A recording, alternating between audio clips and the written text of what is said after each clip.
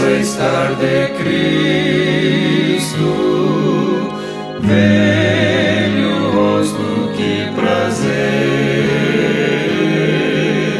quando enfim em pleno gozo poderei pra sempre o ver,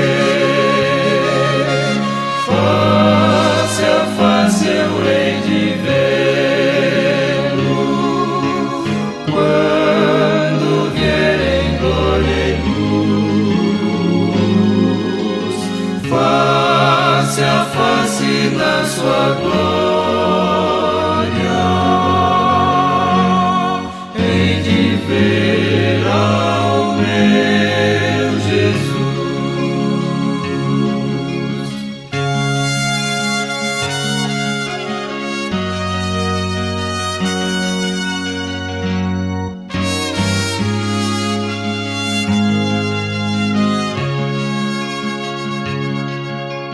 Face a face, que alegria há de ser viver assim, vendo o rosto tão querido de quem padeceu por mim. Face a face eu hei de vê-lo, quando vier em glória e luz, face a face na sua glória,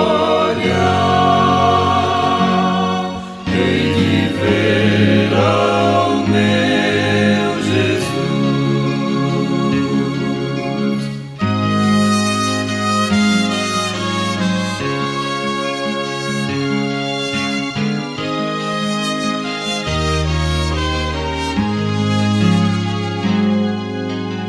Face a face na sua glória, hei de ver ao meu Jesus. A voz da verdade presente. Este espaço é uma oportunidade para juntos dedicarmos nossos pensamentos em Deus e na sua palavra escrita, a Bíblia Sagrada. O tema para hoje é a queda de Babilônia.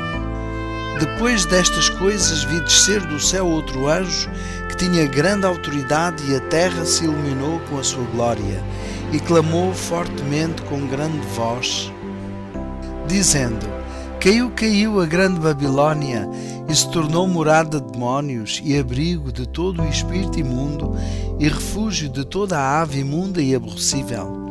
Apocalipse capítulo 18, versos 1 e 2. O verso 4 e 5 dizem: Sai dela, povo meu, para que não sejas participante dos seus pecados, e para que não incorras nas suas pragas, porque já os seus pecados se acumularam até ao céu, e Deus se lembrou das iniquidades dela. Apocalipse capítulo 18, versos 4 e 5. O capítulo 18 de Apocalipse indica o tempo em que, como resultado da rejeição da tríplice mensagem angélica do capítulo 14, versos 6 a 12, a Igreja terá atingido completamente a condição perdida pelo segundo anjo, e o povo de Deus, ainda em Babilônia, será chamado a separar-se de sua comunhão. Esta mensagem é a última que será dada ao mundo e cumprirá a sua obra. Quando os que não creram a verdade, antes tiveram prazer na iniquidade, 2 Tessalonicenses capítulo 2, verso 12, forem abandonados para que recebam a operação do erro e creiam a mentira, a luz da verdade brilhará, então sobre todos os corações que se acham abertos para recebê-la, e os filhos do Senhor, que permanecem em Babilônia, atenderão ao chamado: Sai dela, povo meu. Apocalipse capítulo 18, versículo 4. Muitos erros foram introduzidos na fé cristã. Destaca-se, entre outros, o da crença na imortalidade natural do homem e a sua consciência na morte. Esta doutrina lançou o fundamento sobre o qual a Igreja Apóstata estabeleceu a invocação dos santos e a adoração da Virgem Maria. Diz também proveio a heresia do tormento eterno para os que morreram impenitentes, a qual logo de início se incorporou à fé cristã apostatada.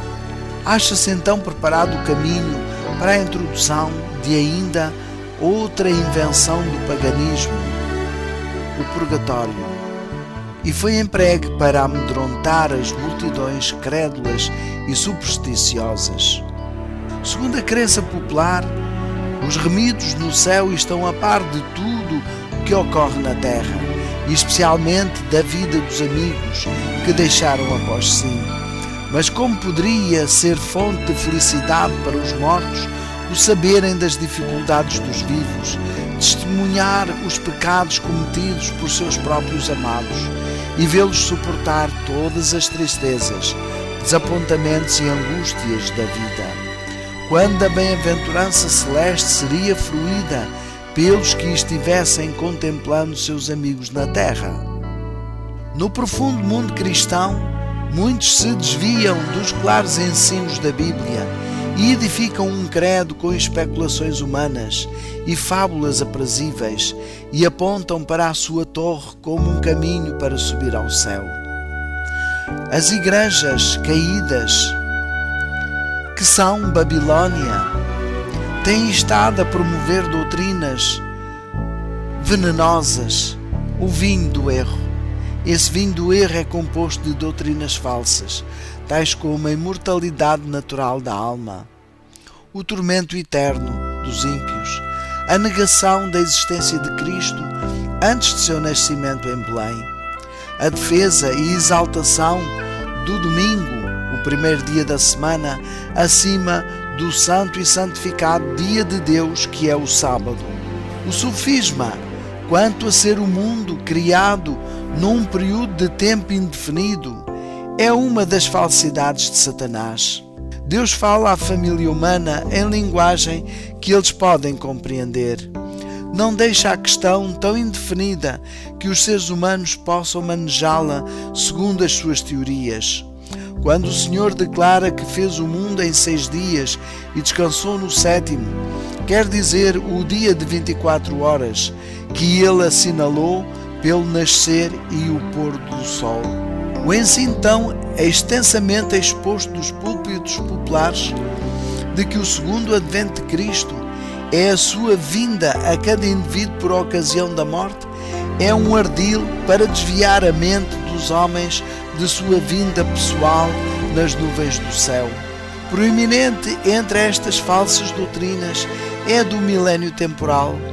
1000 anos de paz e prosperidade espiritual, dizem eles, em que o mundo deve ser convertido antes da vinda de Cristo. Este canto de sereia tem embalado milhares de almas para dormir sobre o abismo da ruína eterna. Numerosa classe para a qual a doutrina do tormento eterno é revoltante, é levada ao erro oposto. Veem que as Escrituras representam a Deus como um ser de amor e compaixão e não podem crer que Ele destine suas criaturas aos fogos de um inferno eternamente a arder. Querendo, porém, ser a alma de natureza imortal, não percebem outra alternativa senão concluir que toda a humanidade se salvará por fim. O desejo de uma religião fácil, que não exige esforço, renúncia, nem ruptura com as loucuras do mundo, nem tornar popular a doutrina da fé, e da fé somente. Mas que diz a palavra de Deus? O testemunho da palavra de Deus é contra esta doutrina insidiosa da fé sem as obras. Não é fé pretender o favor do céu sem cumprir as condições necessárias para que a graça seja concedida. Isso é presunção, pois que a fé genuína se fundamenta nas promessas e disposições das Escrituras.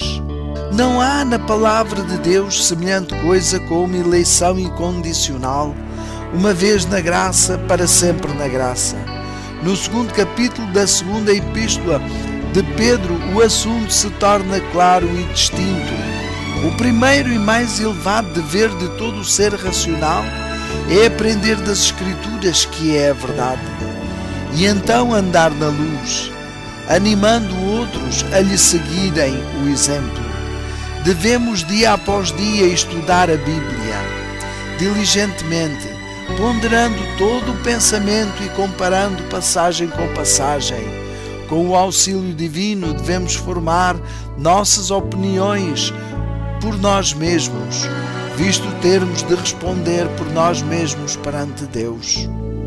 Em Apocalipse capítulo 17, Babilônia é representada por uma mulher, figura que a Bíblia usa como símbolo de igreja, sendo uma mulher virtuosa a igreja pura e uma mulher abjeta a igreja apóstata. Nas Escrituras, o caráter sagrado e permanente da relação entre Cristo e sua igreja é representada pela união ou apóstata. Foi pelo afastamento do Senhor e o apóstata. Foi pelo afastamento do Senhor e o apóstata. Foi pelo afastamento do Senhor e o apóstata. Foi pelo afastamento do Senhor e o apóstata. Foi pelo afastamento do Senhor e o apóstata. Foi pelo afastamento do Senhor e o apóstata.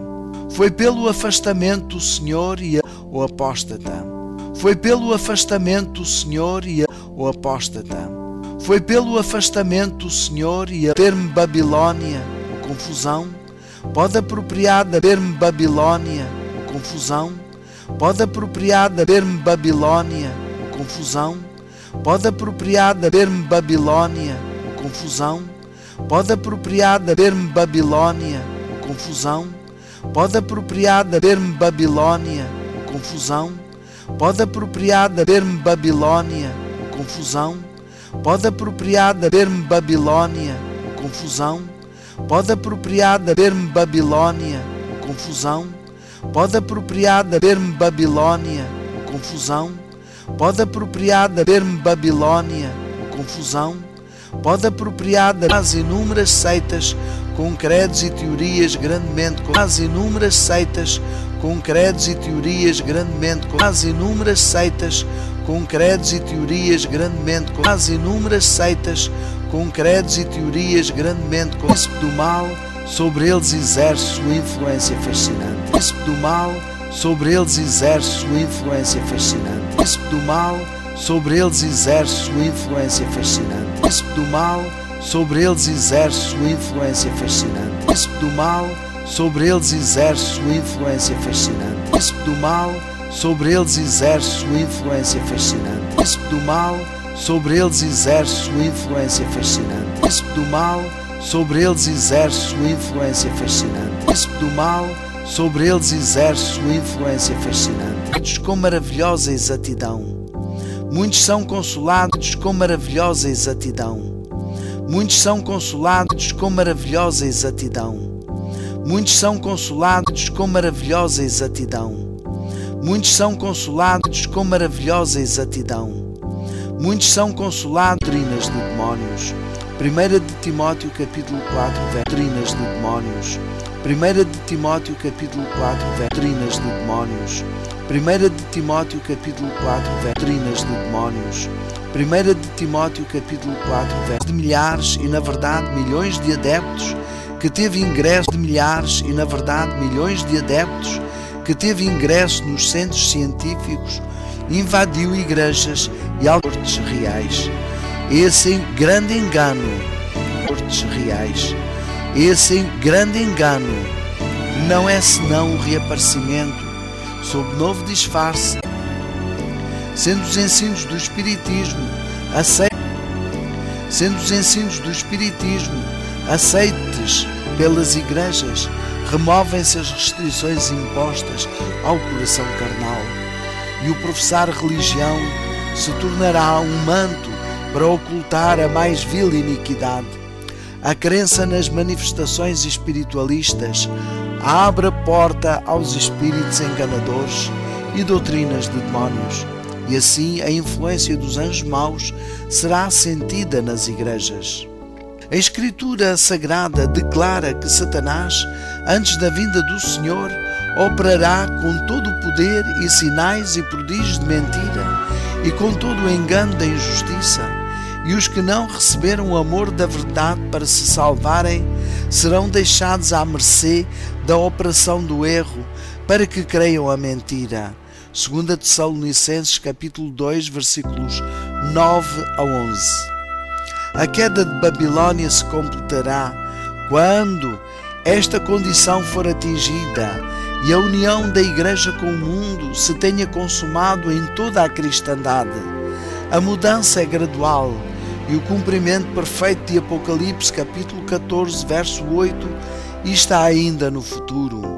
As igrejas nominais estão cheias de fornicação, homicídios e o resultado de paixões vis e concupiscentes, mas estas coisas são mantidas encobertas. Os ministros em altas posições são culpados. No entanto, um manto de piedade encobre suas obscuras ações e eles passam ano após ano em seu procedimento de hipocrisia. Os pecados das igrejas nominais chegaram até ao céu e os honestos de coração são trazidos à luz e sairão delas. O Redentor do mundo declara que há maiores pecados do que aqueles pelos quais Sodoma e Gomorra foram destruídas. Aqueles que ouvem o convite do Evangelho, chamando os pecadores ao arrependimento, e não o atendem, são mais culpados perante Deus do que o foram os moradores do Vale de Sidim. E ainda maior pecado é o daqueles que professam conhecer a Deus e guardar seus mandamentos e contudo negam a Cristo em seu caráter e vida diária. A maior parte do povo de Deus ainda está em Babilônia e antes de sobrevirem seus juízos, esses fiéis devem ser chamados a sair para que não sejam participantes dos seus pecados e não incorram nas suas pragas. Esta é a razão de ser o movimento simbolizado pelo anjo descendo do céu, iluminando a terra com sua glória e clamando fortemente com grande voz, anunciando os pecados de Babilônia. Em relação com a sua mensagem ouve-se a chamada: sai dela, povo meu. Apocalipse 18, verso 4. Estes anúncios, unindo-se à mensagem do terceiro anjo, constituem a advertência final a ser dada aos habitantes da terra. Prezado ouvinte, é tempo de tomarmos uma decisão diante de Deus, sem precipitações nem exageros. Ajoelha-te aos pés da tua cama e ora a Deus que te ilumine o caminho que deves trilhar, e o Espírito Santo te conduzirá à verdade do puro Evangelho. Esta mensagem é uma oferta da Igreja Adventista do Sétimo Dia, Movimento de Reforma. Convidamos o prezado ouvinte a fazer um curso bíblico gratuito por correspondência, em 10 lições simples. Basta que nos inscrevas a solicitá-lo. O nosso endereço é o seguinte: A Verdade Presente, curso bíblico A Verdade para Hoje, apartado 2400, 1109 001, Lisboa. Repetimos: A Verdade Presente, curso bíblico A Verdade para Hoje, apartado 2400, 1109 001, Lisboa. Se quiseres algum esclarecimento verbal, telefona para 93 8548 359. Repito, 93 8548 359. Este programa está no ar às segundas, quartas e sextas-feiras, entre as 17h30 e as 18 horas. Um abraço para todos os nossos ouvintes, com o desejo de que Deus derrame suas bênçãos sobre todos. E até ao próximo programa.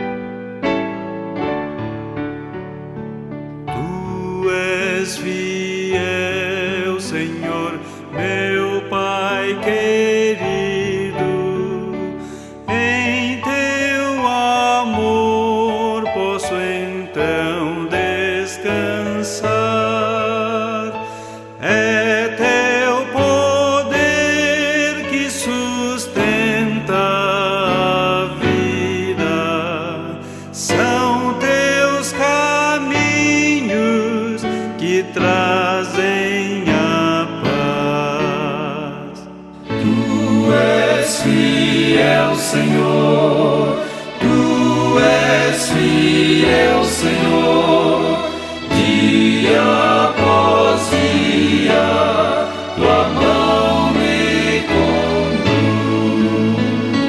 O Teu poder transformou minha vida, em Ti confio, meu Mestre Jesus.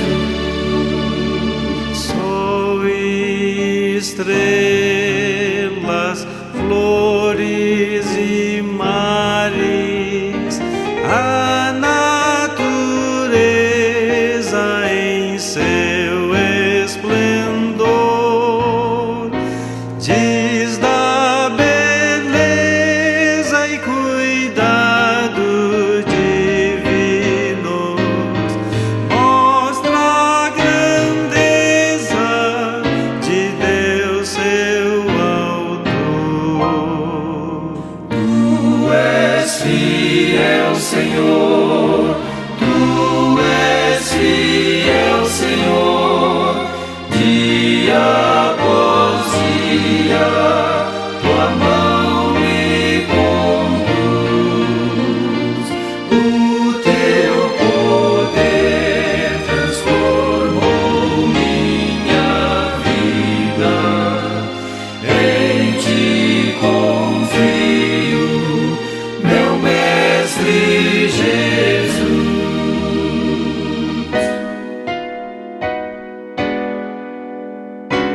Tua presença conforta